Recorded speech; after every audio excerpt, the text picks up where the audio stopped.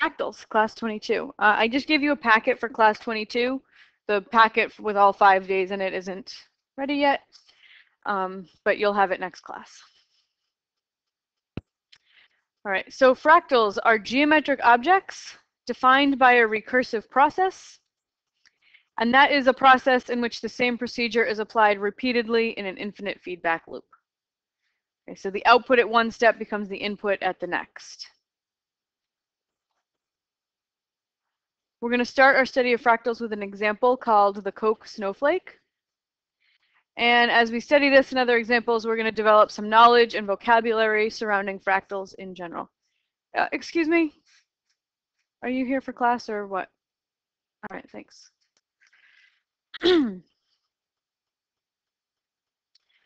So the Koch snowflake starts with a seed. We have a single shaded equilateral triangle.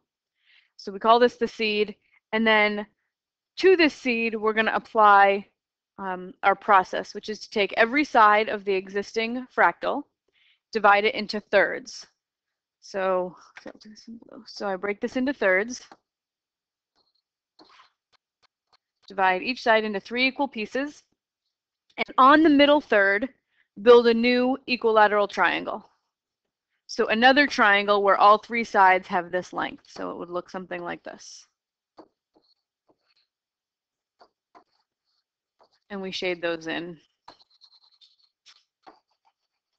And that would be step 2 of the Koch snowflake. Add 3 equilateral triangles to the middle third of each side. The result is a 12-sided snowflake. And we apply this process again. And this time we have 12 sides. And on each of those 12 sides, break it into thirds.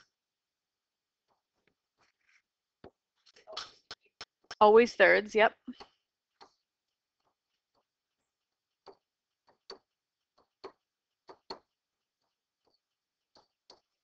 So you break each of the existing sides into thirds and put an equilateral triangle on each of them.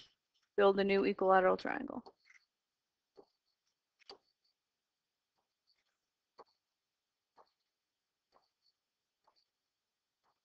And shade them all in.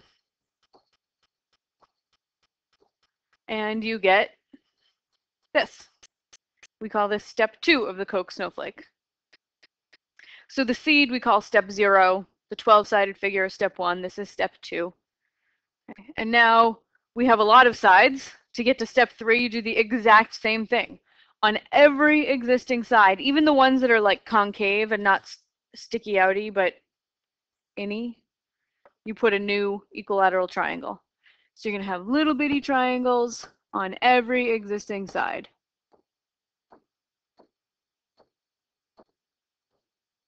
Even these like inner side pieces.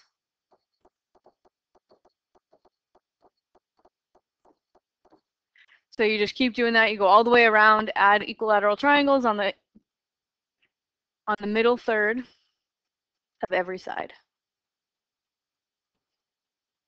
And you get step 3. And then you do it again and you get step 4, and they're so tiny you can hardly even tell that you did anything. So there's 4 iterations there. So seed we call step 0, or the seed.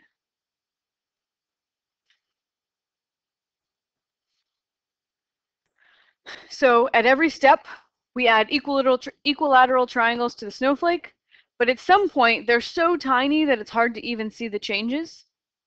And to the naked eye, there's eventually no difference between one snowflake and the next. Any drawing we make to scale, regardless of how many iterations, is just going to be an approximation of the Koch snowflake. So the Koch snowflake itself is a theoretical object. You can't really draw it. It's a theoretical shape that you would obtain if you could carry out infinite iterations. So when someone refers to the Koch snowflake, they're referring to a theoretical object that you can't ever actually draw because it has infinite iterations. So it's an abstract object. We can only conceive of it in our minds. We can't ever draw it and look at it. Okay? However, despite the fact that it can't exist in the real world, there's still some concrete facts that we can know about it, and that we can discover about it with some study. So the first one is that it has self-similarity.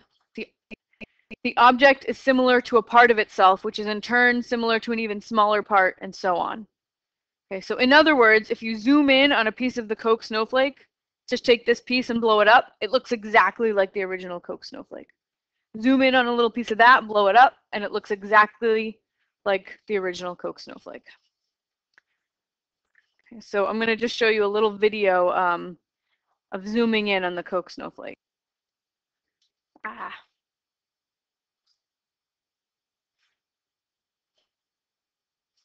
So we're just zooming in on the Koch snowflake forever. Many, many times in different spots.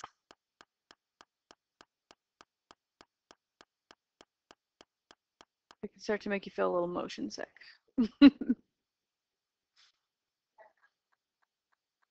No, this is a computer-generated fractal that's called the Koch snowflake. Here. That's how you make the Koch snowflake.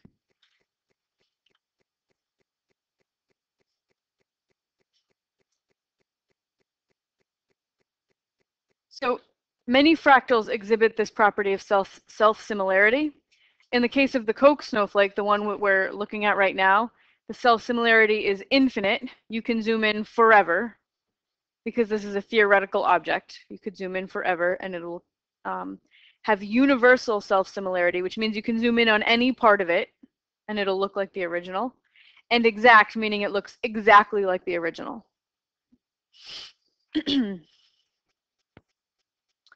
So many things in nature grow in fractal form and possess self-similarity. Though in practice, self-similarity can't be infinite because objects in the real world are finite. And it's not exact, like with the Koch snowflake, because there's always slight variations in things that happen in nature. So this picture of a fern is a fractal because we have the whole fern, and then each little leaf of the fern is like a miniature version of the whole fern, right? Self-similarity. And then each little tiny leaf on the leaves is also like a miniature version of the whole fern. So it's kind of like zooming in and getting a picture of the exact same thing. But we can only zoom in 2 or 3 times, right? And then it stops because it's not infinite. And same thing with this. This is a certain kind of cauliflower that you never see in the grocery store, but it is cauliflower. And when you zoom in on a little tiny piece of it, it looks like the original. So would they be using, like, look at the cauliflower, is that going notchy? Yep. Yep. So we learned that often when things in nature grow and try to maintain self-similarity, we often see spiral growth. But you don't have to, right? We can get self-similarity without the spiral. So here's another one that has spiral growth. This is a fiddlehead fern. We have this giant spiral, right? And then off of the giant spiral, there are these little spirals. And then off of the little spirals, there are little itty bitty spirals. So it's like zooming in. Okay, each piece is like a miniature version of the whole thing. This is a picture of a coastline where if I were to zoom in and put the pictures next to each other, right? If I zoomed in like right here, blew it up and put it right next to this original picture, you'd be hard pressed to tell the difference between one picture and the other. So this has self-similarity, but it's not exact, right? In all of these cases, the similarity was exact, just not infinite. In this case, it's not exact, it's close, right? They would look similar, but they wouldn't be exactly the same. And then with the lightning too. In fact, anything that grows with branching is often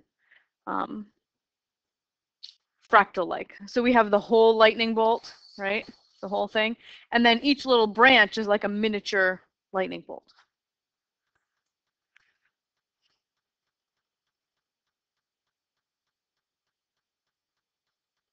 All right, so what I want to do is I want to examine the perimeter of the Koch snowflake, which, remember, the Koch snowflake is an infinite thing that you can't really draw. So the way I'm going to try to study its perimeter, I can't draw it out and measure its perimeter because I can't ever finish drawing it. So I'm going to draw several steps, write down the perimeter at each step, and see if I can get a pattern. See if I can see a pattern. So on your little graph paper that I gave you, your triangular grid paper. Oh, you don't have one. Yep. We're going to draw a great big equilateral triangle that's 9 spaces on each side. So try to find like a good center point in your paper. 1, 2, 3, 6, 9. 3, 6, 9. And then connect these guys. So we have an equilateral triangle, 9 units on each side. So before I continue and draw the next step, I'm going to go to my little table here. And the seed has 3 sides because it's just a triangle. The length of each side is 9. And so my perimeter would be 3 times 9. 3 sides, each length 9. Perimeter is 27. Does that make sense? All right, so now I'm going to add the triangles that make this into step 1. So on the middle third, which would be the middle 3 units here, build another equilateral triangle. So another triangle that's going to have side length 3.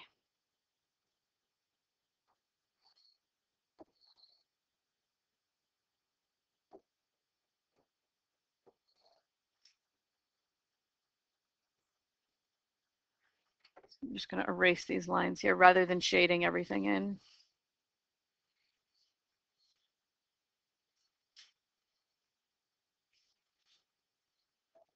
Okay, so this is step 1 of the Koch snowflake. How many sides does this snowflake have?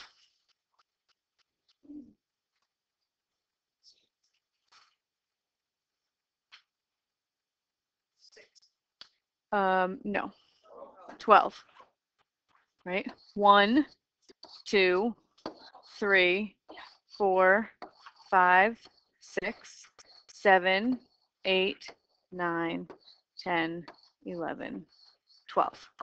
12 sides. So we have 12 sides. What's the length of each side? 3. So add that to my table. 12 sides. Each one has length 3, which means my perimeter is 36. 12 times 3. All right, let's go ahead and make step 2. Okay, so on each existing triangle, pick out the middle third. On each existing side, pick out the middle third and make a new triangle. So I'm going to have this one, this one.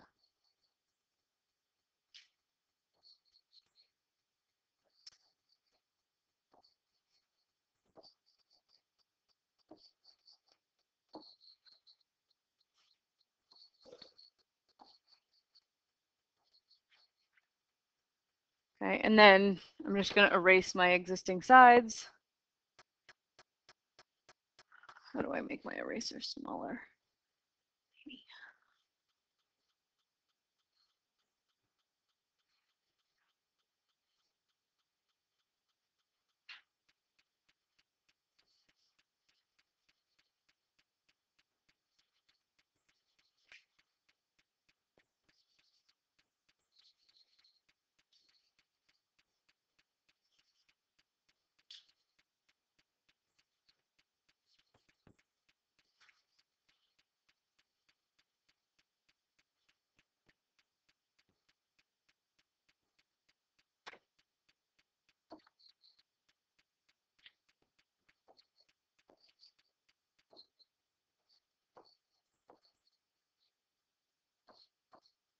Okay, there we go.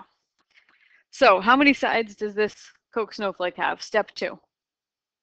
48. So yeah, we can just count them.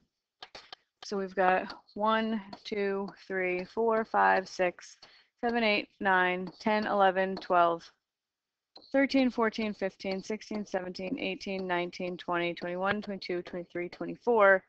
And I've just traced out exactly half of my Koch snowflake, so I could just double it at this point and say 48, or I could keep counting. And what is the length of each side? 1. Okay, so 48 sides, each one has length 1. My perimeter is 48. Let's do one more.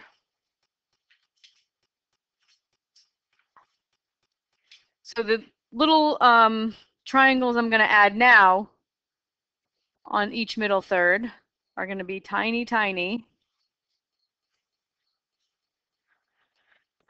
I'll do them in another color so that it's clear. So on every side, I add an itty bitty equilateral triangle.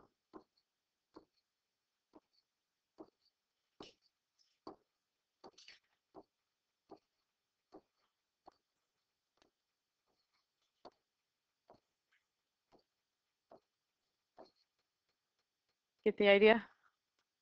Okay. So I guess we'll finish because we got to count the number of sides when we're done.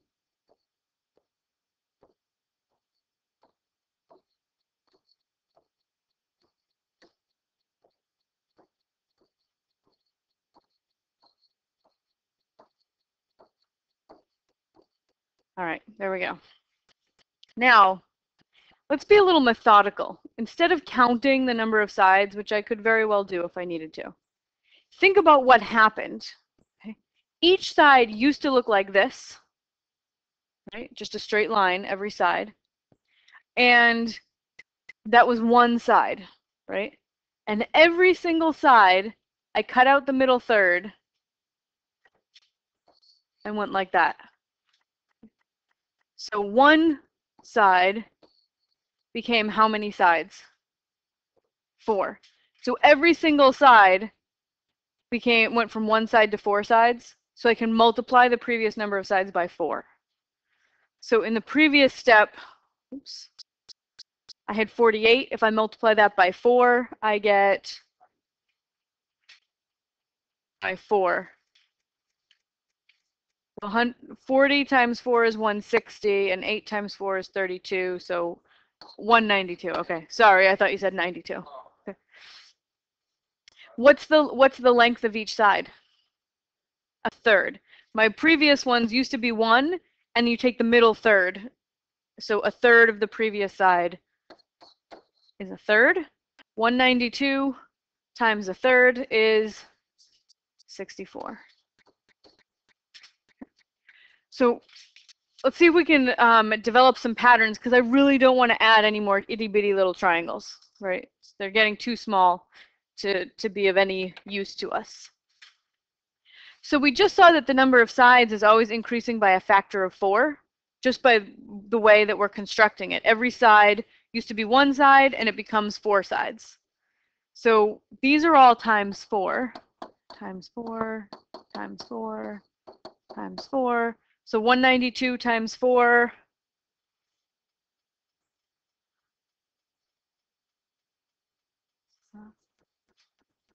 Why isn't this?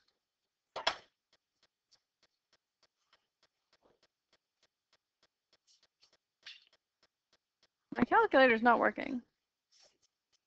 768. Okay, thanks. And then each of these are going down by a third, because every time you do a new step in the Koch snowflake, each new triangle you're adding, the side length is a third of the previous one, because you use the middle third. So 1/3 of 1/3 is 1/9. And then you multiply them, 768 times 1/9, and you get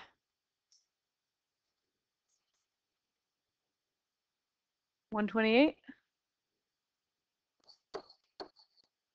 I don't think so.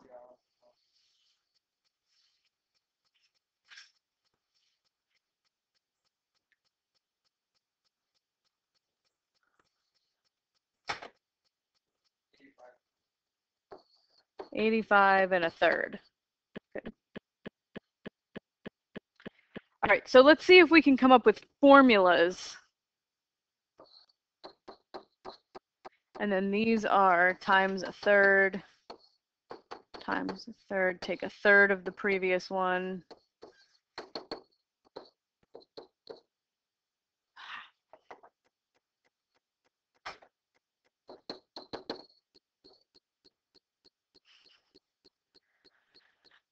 And then what's my thing here? So in both the number of sides and the length, it turns out the transition rule was multiply by something, right? Multiply by the same thing at every transition. So let's go with that and see if we can find a common ratio in this last column. What would you multiply 27 by to make 36? 27 times what makes 36?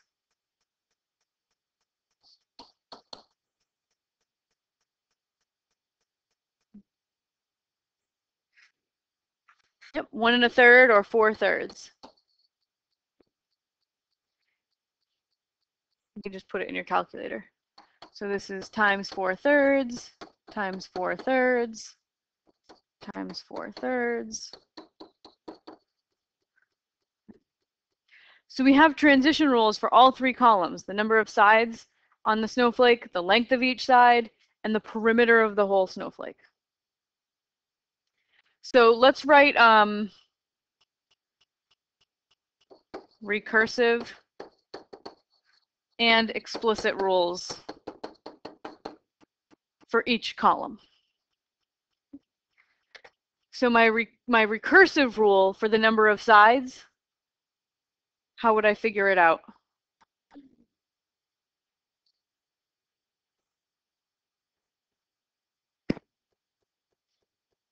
We'll call this S sub n, L sub n, and P sub n.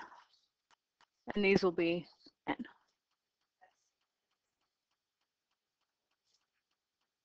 Yep.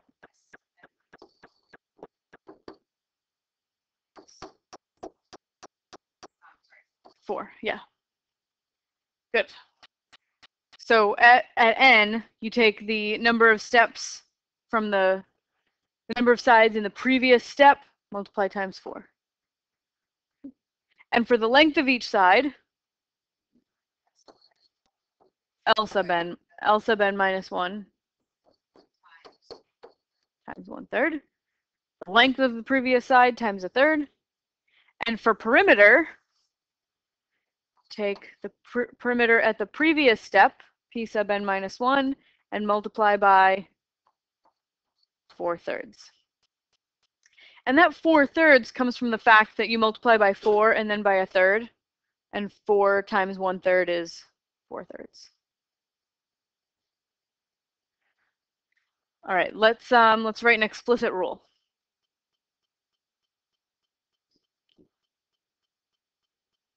So what's S sub 0?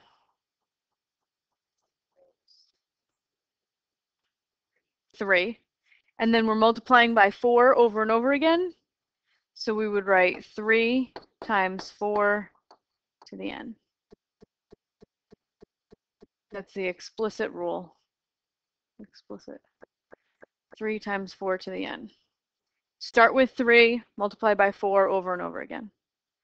Okay, my length and explicit rule, I would start with 9 and multiply by a third over and over again. So 9 times 1/3 to the n. And for perimeter, I would say, well, I start with 27 and multiply that times 4/3 over and over again. So to the n.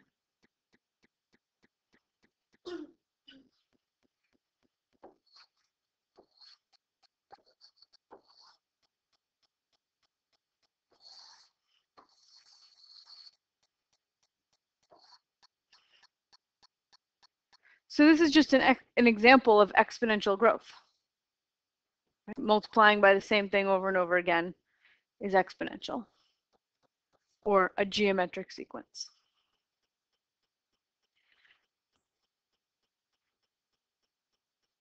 So what would you say about the perimeter after infinite iterations? How long is the Koch snowflake?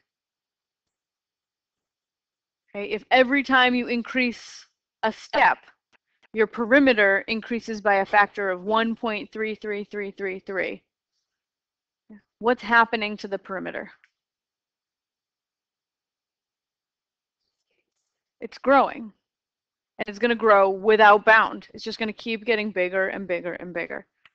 So the theoretical Koch snowflake that we can't draw, it has an infinite perimeter.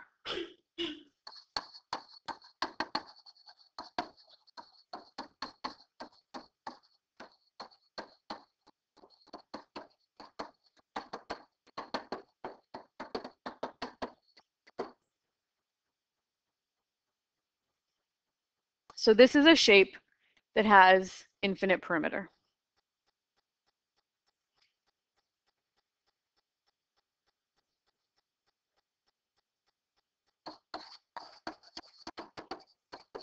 We did this part in the table.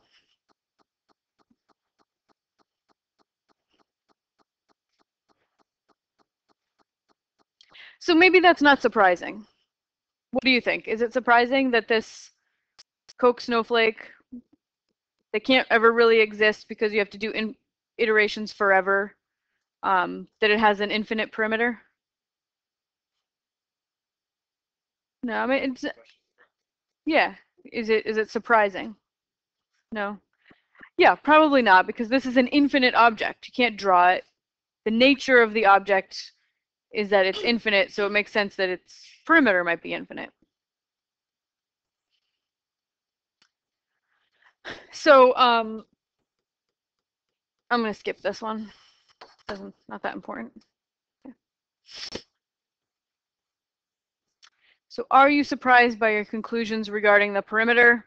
I would say not really.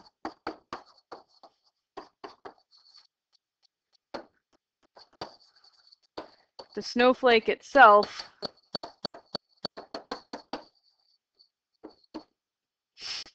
is made of infinite iterations.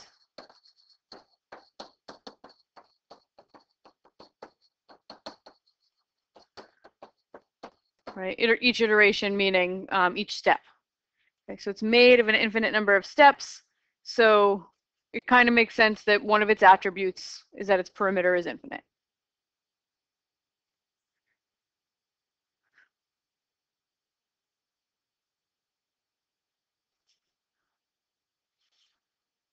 All right, so the next part I want to investigate is the area of this snowflake. How much space does it take up? So in order to study the area of the Koch snowflake, it would be helpful to be able to calculate the area of an equilateral triangle, because that is what the Koch snowflake is made up of, equilateral triangles. So this is not the hardest thing to do. Anybody know the general area for area formula for a triangle? Yeah, 1/2 base times height, or length times width divided by 2. So my base is S. This is my base. So we've got that part in terms of S. But then the height is this length. That's my H. So when I drop this perpendicular from the top to the bottom, it cuts the base in half. So this right here is S over 2. Now looking at that right triangle that I outlined in pink, could we find the height, the remaining side, in terms of S?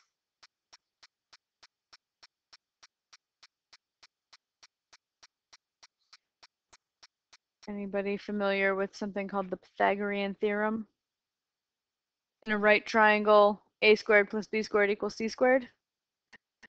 So this side, which we can call h for now, right, we would have h squared plus s over 2 squared. That's my a squared and my b squared, the two legs. That equals the hypotenuse squared, and the hypotenuse is just length s. So if I want to solve for h, I get h squared. I know this is just a little bit algebra intensive. I'm not going to hold you responsible for this. I just want to show you where it comes from. Subtract this term from both sides, so you get s squared minus s over 2 squared. So h squared is s squared minus, when you square a fraction, you square the top and the bottom. So this is s squared over 4.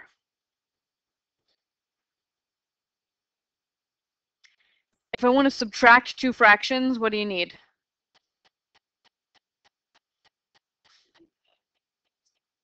Yeah, you need a common denominator, which is the least common multiple. Yeah. So instead of writing s squared, I'm going to write that as 4s squared over 4, because I'm just multiplying the top and the bottom by a fancy form of 1. So h squared is 4s squared over 4 minus s squared over 4. So replace the s squared with 4s squared over 4, because the 4's would just cancel, giving you the s squared back. But now I have a common denominator. Once you have a common denominator, you just subtract the tops, right? That's a general rule for adding and subtracting fractions. So I get 3s squared over 4, or 3/4 s squared. And then I want to know h, though, not h squared, so I'm going to square root both sides to get h by itself, and we get h equals, square root of 3 isn't a perfect pretty number, so I'm just going to leave it as a square root of 3. The square root of s squared is s, and the square root of 4 is 2. So what I have here is s times the square root of 3 over 4. Sorry, over 2.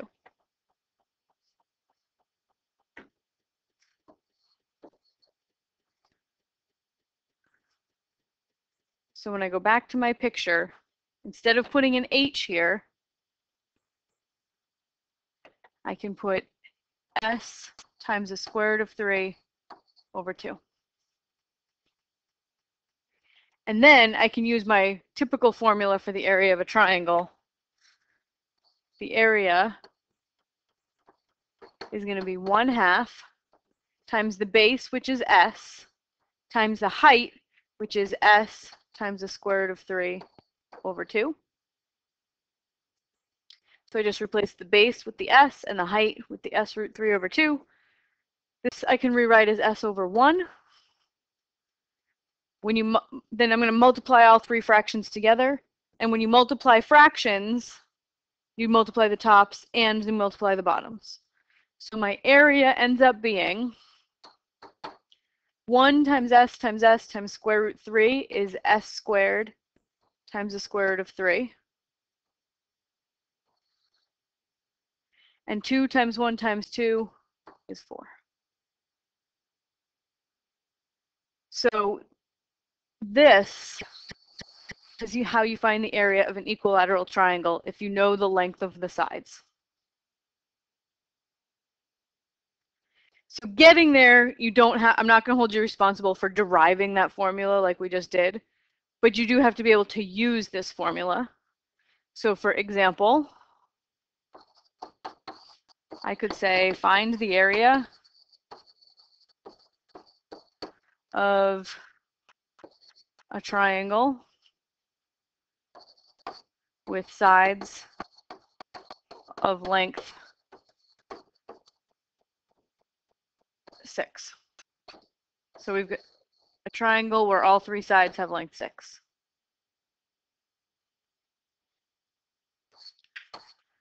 So S is a 6 here. Just replace the S in this formula with a 6, and we'll have its area. So I've got area is going to be 6 squared times the square root of 3 over 4, which is 36 times the square root of 3 over 4. 6 squared is 36. And then the 36 over the 4 can reduce to 9. 36 over 4 is 9. So we end up with 9 times the square root of 3 And if you want an approximate answer for that, you can just type it into your calculator. I don't know why this is happening here. I'll use this one.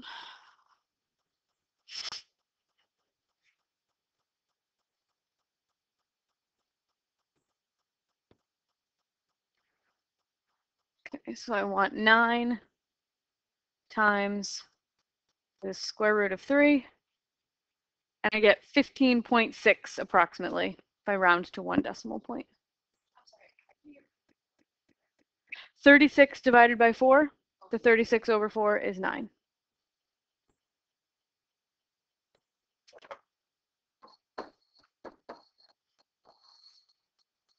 So 9 square roots of 3, that's considered an exact answer, and 15.6 is an approximate answer because you had to round. So keep that in mind if my math lab asks for an exact answer, you leave the square root. So you would have to type in 9 times the square root of 3. And if they ask for an approximate answer or to round to a certain number of decimal places, you would give this one.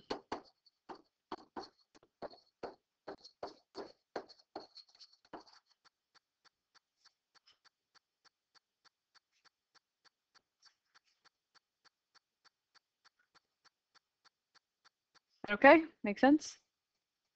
Okay, so now we're armed with this new formula of how to find the area of an equilateral triangle. We're going to use that to find the area of the Koch snowflake at various steps. So we're going to do the same thing as we did before. We've got a grid triangle grid paper. Draw a big seed triangle that has sides of length 9. So try to make it kind of in the middle of your paper.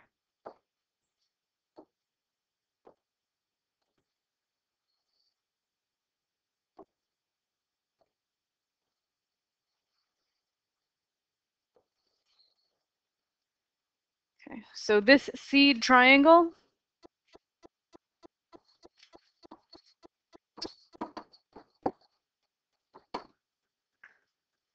it's just an equilateral triangle that has sides of length 9, right? So its area is going to be 9 squared times the square root of 3 over 4.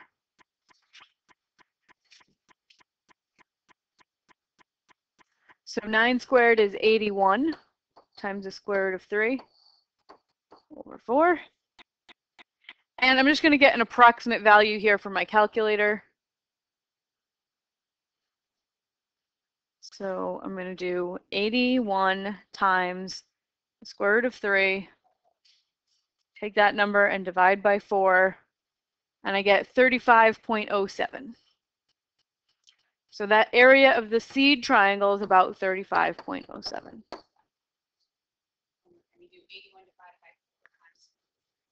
Yep, you can do that. Or you can do 81 times the square root of 3 and then divide by 4. The order is not a big thing in this one. Okay, so we go to our little table here, and I already did the seed for you, right? I said the side length of each triangle is 9, right? Because there's only one triangle. Side length is 9. Number of triangles is 1. The area of each triangle is 35.07. We just calculated that. So then the total area is the number of triangles times the area of each. So in this case, it's just 1 times 35.07. And then the area at this step, rounded to 1 decimal place, is 35.1. All right, so let's do step 1. Add on an equilateral triangle at each step. I mean on each side.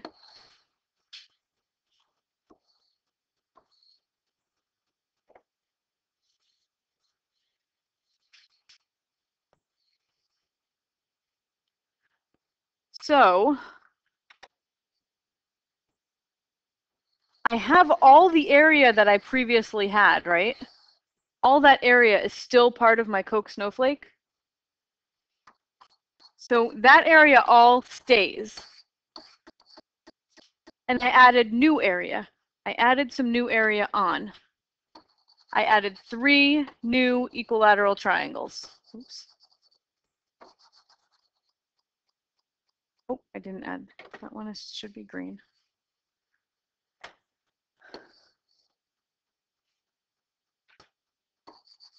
So green, old area, already calculated, right? And then my 3 new triangles that I added on is new area. So let's calculate the area of each of those.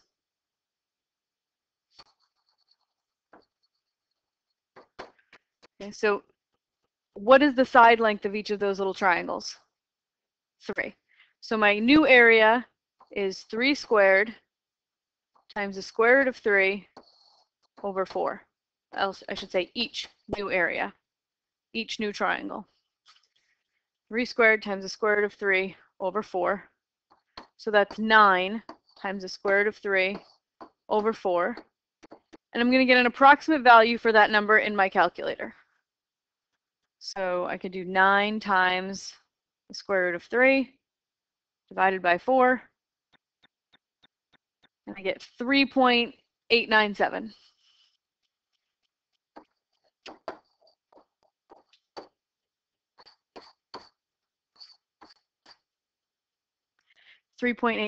So go to my table. Go to the table. Oops. At step 1, I'm going to say, well, each triangle that I added on had side length of 3. So I fill that little bit in. The number of triangles that I attached was 3. I added those 3 purple triangles. The approximate area of each triangle is 3.897. I wrote a few more decimal places in there. And then the total area that is being added on to the previous snowflake is 3 times 3.897. So I have 3 triangles that I added on. Each one has area 3.897. Multiply those together, and the total area that I'm adding on is 11.69134.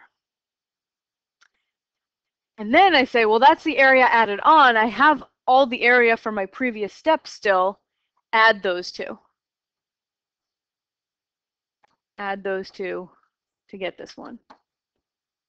So 35.1 from the previous step plus the new triangles that I added on gives 46.8.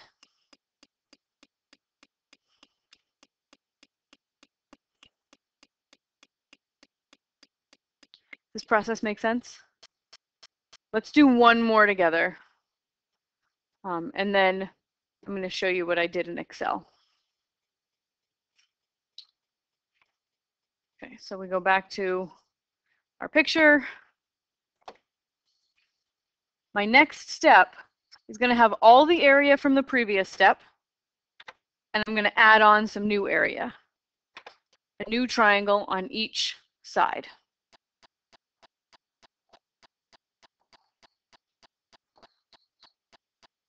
So each existing side gets a new equilateral triangle that has a side length of 1.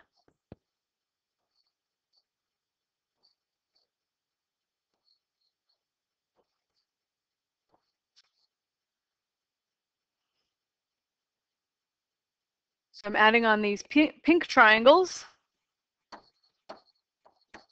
Each pink triangle area.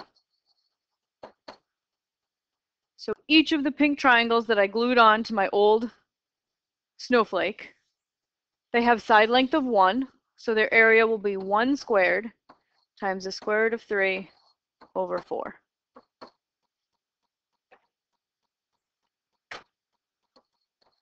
So when I put that in my calculator, I get square root of 3 over 4, because 1 squared is just 1. And that comes out to about 0.43301.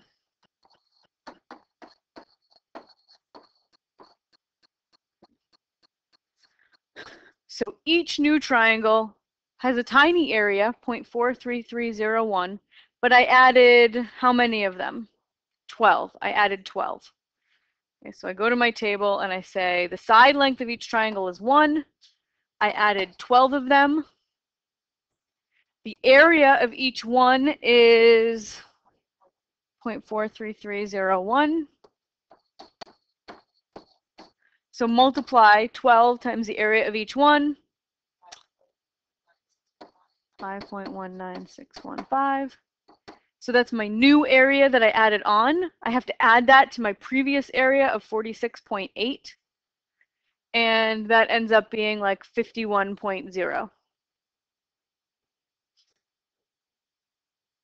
So 52.0 if I add round to one decimal place. Make sense? All right, so here's what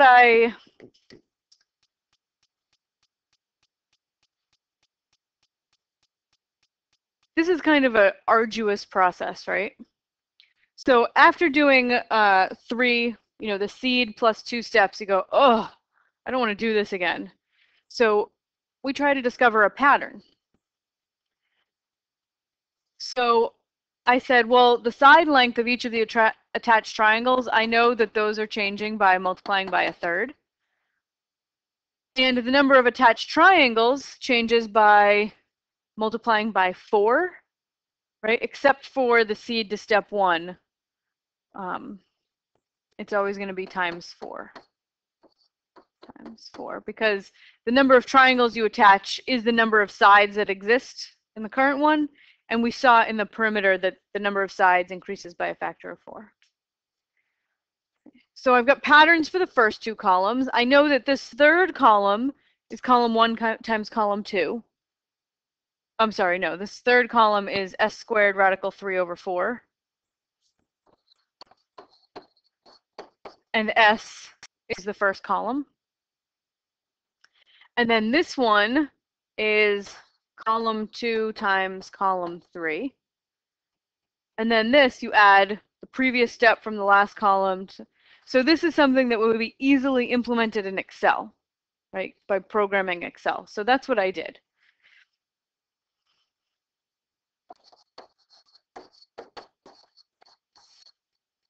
Because this is kind of arduous. You could do it by hand if you want. So let's look at my Excel spreadsheet here. This is my total area column.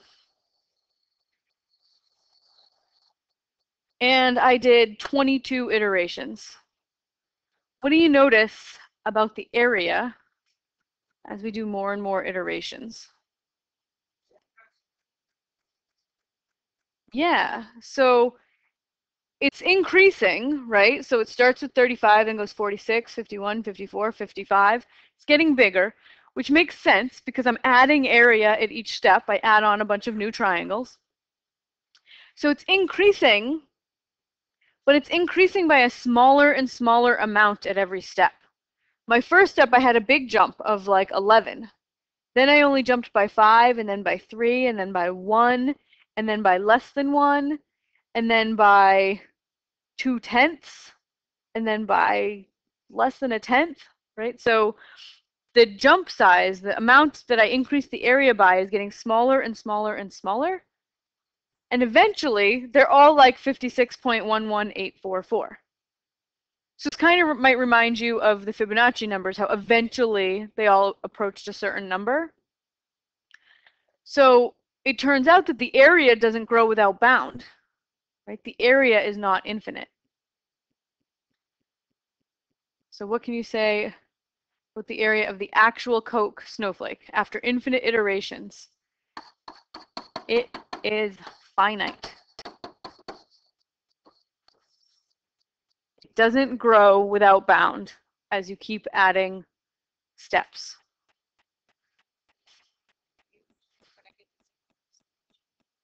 Depends on the size of your starting triangle. Yeah, the final area will depend on the size of your starting triangle. So it turns out that the Koch snowflake has infinite perimeter and finite area. So if I were to use the Koch snowflake as the shape to build a fence, say, my fence would be infinitely long, but it would enclose a finite amount of space. That's kind of crazy.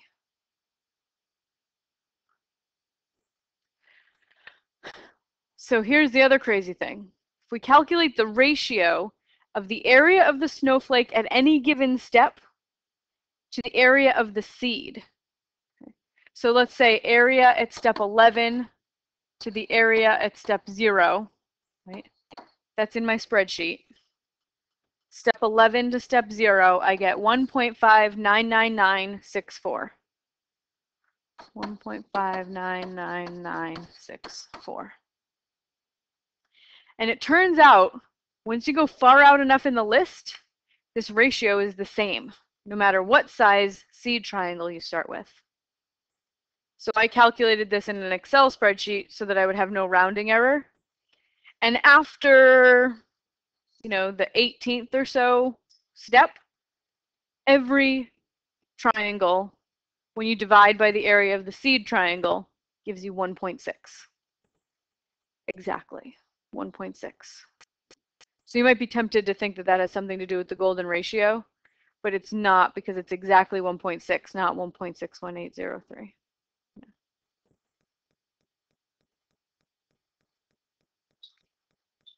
Nope, just 1.6. Yeah.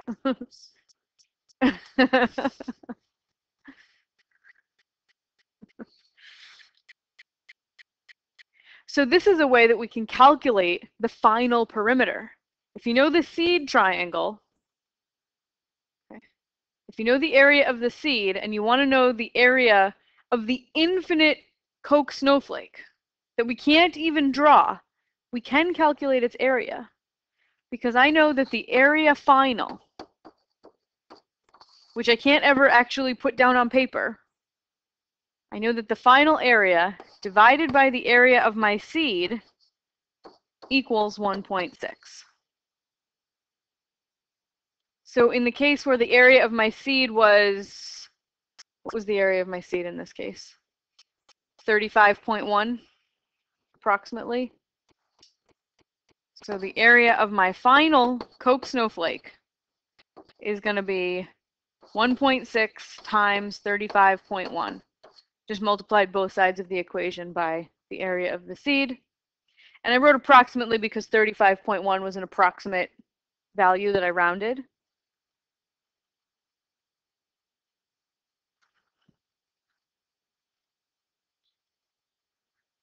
So 1.6 times 35.1, 56.16.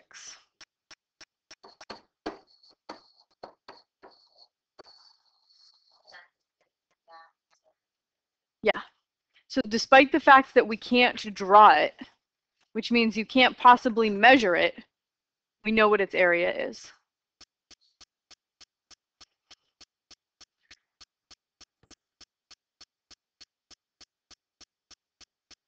Are you surprised by conclusions regarding area? Surprised by what? I know. Yeah. Me too. Yeah, so the finite aspect of the area is surprising. Right? And the fact that we can figure out it's finite, I think, is less surprising than the fact that we can actually figure out what the area is, even though it doesn't really exist. We can't possibly make it, but we know what its area is, theoretically. Mm-hmm. Right. So the reason, if you think about it in terms of the picture, I keep adding little triangles, right? So I do keep adding area, but if you think about it, I'm never going to leave that grid when I'm drawing the Koch snowflake, because I just keep adding these little itty bitty pieces. I'm never going to leave the grid, which means that the area is less than what's in the area of that grid, so it's finite. It's less than some finite number. It has to be finite.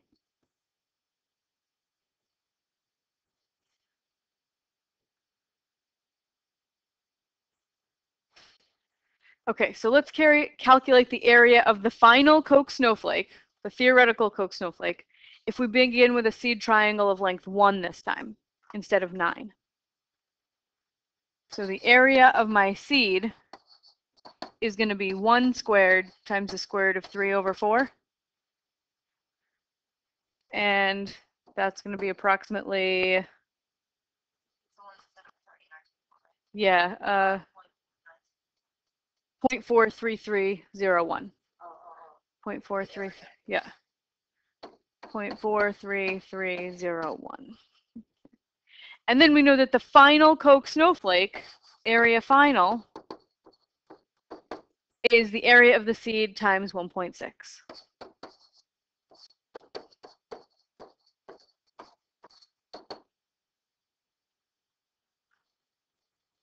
So we get approximately 89.856.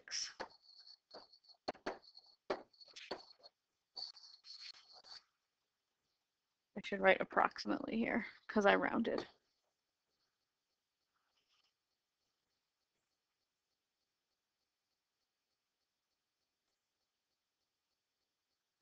So if you know the area of the seed, you know the area of the final. Just multiply by 1.6.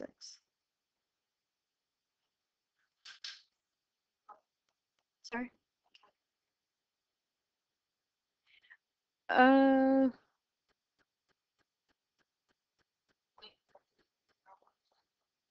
Yeah. Oh, whoops, I messed it up. Sorry, I messed it up. I forgot that so square root 3 divided by 4 times 1.6. Yeah, it's 0.693.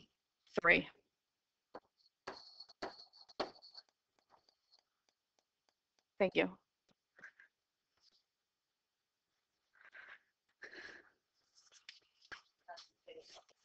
That's as big as it'll ever get. In the theoretical world where you could draw this, that would be its size.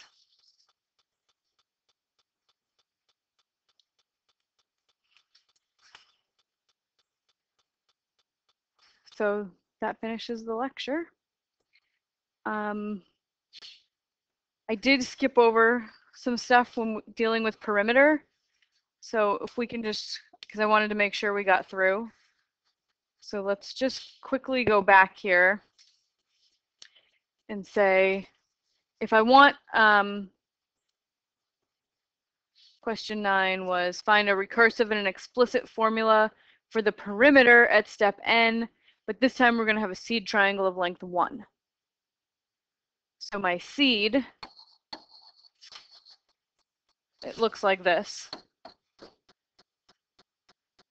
And I want to come up with a formula for its perimeter at step n. So perimeter at step 0 would be 3, right? Because perimeter is just you add up all the sides. And then my rules are going to be the same. Each time I add on a triangle, I'm going to be multiplying the number of sides that exist by 4, because each side starts like this and is going to become that. So you're going to go from 1 side to 4 sides. So the number of sides increases by 4, and the length of each side is divided by 3. Right, so you multiply by 4 and divide by 3. So P1 times 4 divided by 3 would be times 4/3. 12/3 is 4. Times 4 divided by 3. The number of sides increases by a factor of 4. The length of each side decreases by a factor of 1/3. By 3, which is 4. Yeah. And then P2, do the same thing. You say, okay, well, my number of sides is going to increase by times 4, but the length of each side becomes shorter by a factor of 1/3. So you multiply by 4 and get 16, divide by 3, and 16 divided by 3 is 5 1/3.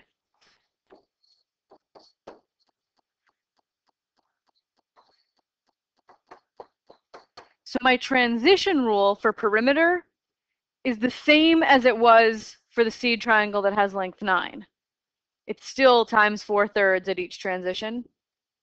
So my formulas are going to be almost the same, except you change P0. So P sub n, recursive is going to be P sub n minus 1 times 4/3. Recursive rule stays the same. And my explicit rule is almost the same. It's just that P0, what I start with, is a 3. And you multiply by 4/3 over and over again.